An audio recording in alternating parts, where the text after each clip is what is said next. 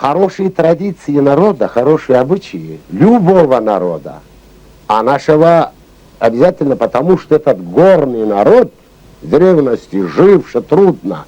Это небольшой народ, но прошедший большой путь исторический. Он выковывал себе все эти традиции, правила, иначе нельзя вложить. Я бы хотел прежде всего хорошее отношение к людям.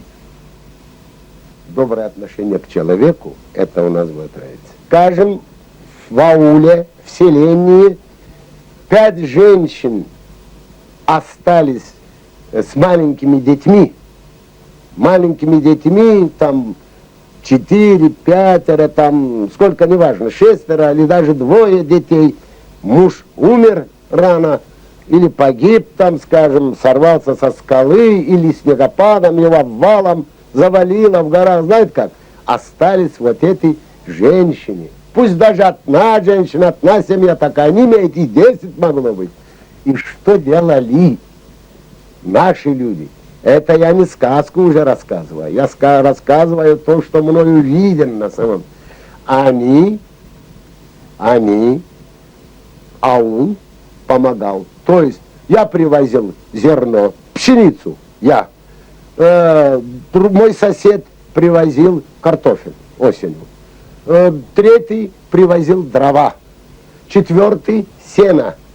Они не знали никакой беды. То есть помогали всем аулам, своим сиротам, вдовам, беспомощным. Это был обычай, неписанный закон, великий, мудрый. Поэтому, поверьте мне, в наших горах, из нашего народа, у балкарцев никогда не было нищих, просящих подаяния. Никто не видел. Только этот обычай, эти традиции, добрые, придуманные умными людьми, народом, избавлял от такого унижения человека беспомощного. Кто хочет нищенствовать или собираться? Никто не говорит, но обстоятельства заставляли. А тут они, люди, ограждали себя. Вот так подобные обычаи сохранят.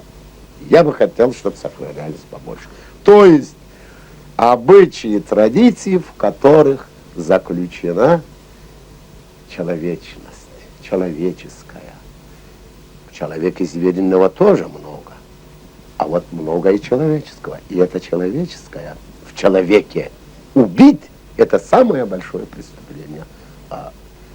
Фашизм, в частности, занимался тем, что убивал, добивался убиения человеческого в человеке. А вот это обычаи, наоборот, вселяли в человека человечность. Вот я хочу, чтобы это произошло.